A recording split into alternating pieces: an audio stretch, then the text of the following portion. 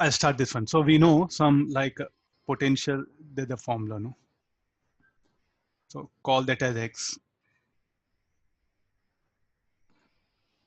What is this? There's a volume charge density, no? So I'll adjust it. Q, what you can write, rho into some proportional. So there will be some value, we don't know, alpha. Is it a any charged object, let it be, the alpha will determine that value. If it's a cube, you'll get like alpha 1. If it is some sphere 4 by 3 pi, so I'll let me keep that alpha, that one, into this will be x cube in place of q. In place of q, I'm writing this much. So finally, so let me take beta. So what we can write it as, this potential will be proportional to x square, rho into x square. K beta, I'll replace them. The beta output, it all depends upon the type of, the shape of the object. The value of beta will determine, because what is the q? Q is the total charge of the object. If the sphere, it will be rho into 4 by 3 pi x cube. I'm just taking dimensional analysis, that's all, from dimensions.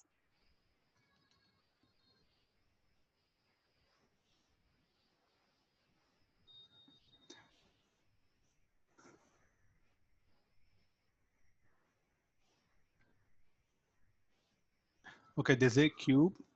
I'll take it, small cube. So let me start with this. There's a cube.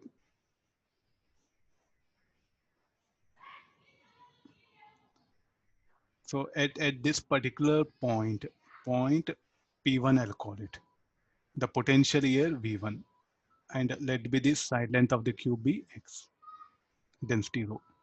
So it is justified this, looking at this, can I write V1 proportional to rho x square? Where is the point P? At the corner. Sir, straight away, how you can write like this? You look at the previous problem, the potential at the apex open was dependent only also on the slant length, no? Like that, the potential at that point will be proportional to the side length, because what will be known, what information we have a cube, we know only side length. According to dimensions, it should be, the potential should be proportional to what? Square of the dimensions of the cube. You have to straight away take help of dimensions rather than fighting with the structure.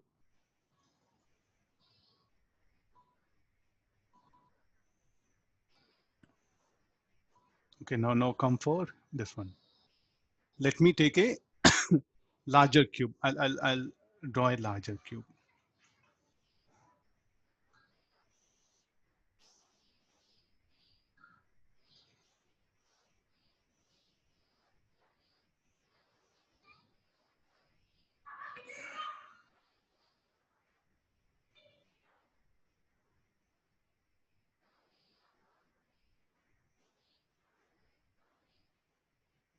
Some rough diagram.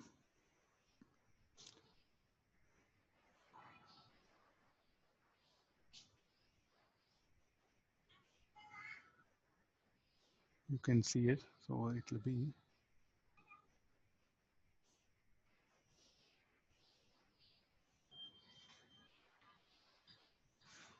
Try to see that. So shall we assume now 8 cubes are there? This larger cube of side 2A is made up of 8 such small cubes.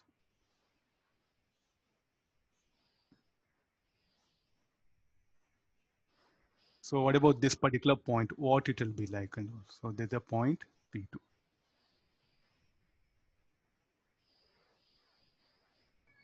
That P2 will become center of this larger cube. P2 is what?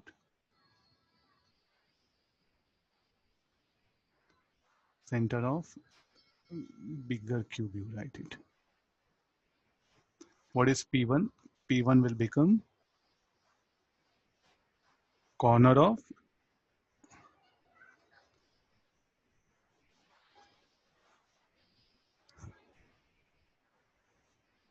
what should be the potential at point P2? So it is what I'll bring P3. What is P3? P3 will be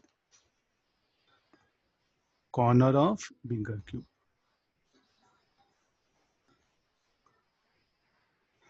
Is it okay now? So I do have that one.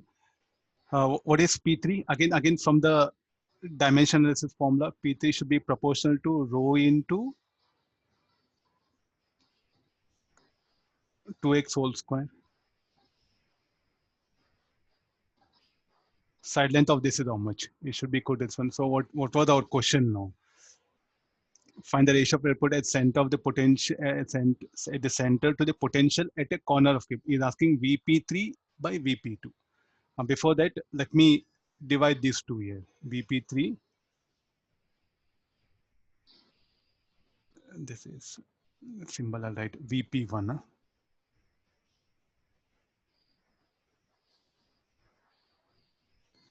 So VP3 by VP1 should be equal to 2a whole square by a square. Should be equal to 4 by 1.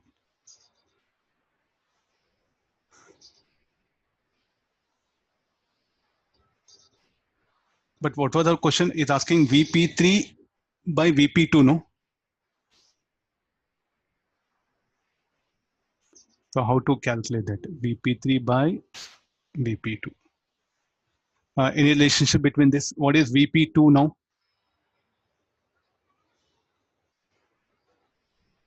It will become corner of that 8 cubes, no? The total potential, and moreover, it will be symmetric. The point P2 will become center of the bigger cube. What is the potential of that will be? Similar to like this 8 VP1, I should add up. So I do have formula. I'm directly jumping to it. How to predict VP2?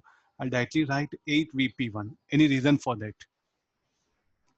The potential at P2 will become like a corner for this one particular cube. That one. So P2 will become center of the cube. P2 will become like a corner for that 8 smaller cubes of side length A, what we assumed. So what is VP2? And potential is scalar quantity. I just take the sum, all are positively charged. No, the total is, so I'll add a potential.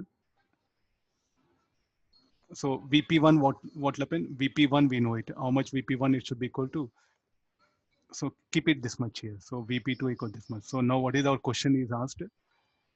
VP3 by VP2. So VP3 is how much? VP3. So this will be 4.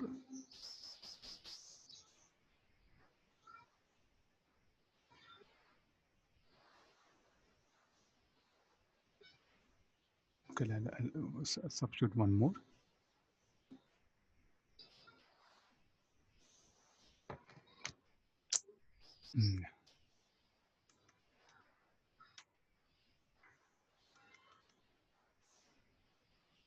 Okay, what was the question? VP3 by VP. VP3, you write it for 4 VP1. You write like this.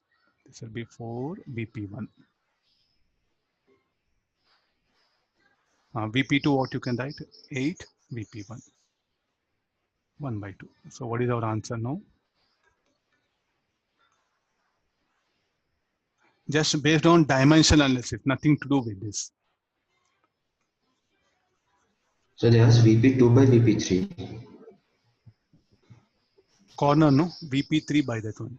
And the electrostatic the central to the potential at the corner of a cube. Okay, I'll take reverse of this then. Huh? VP2 by VP3.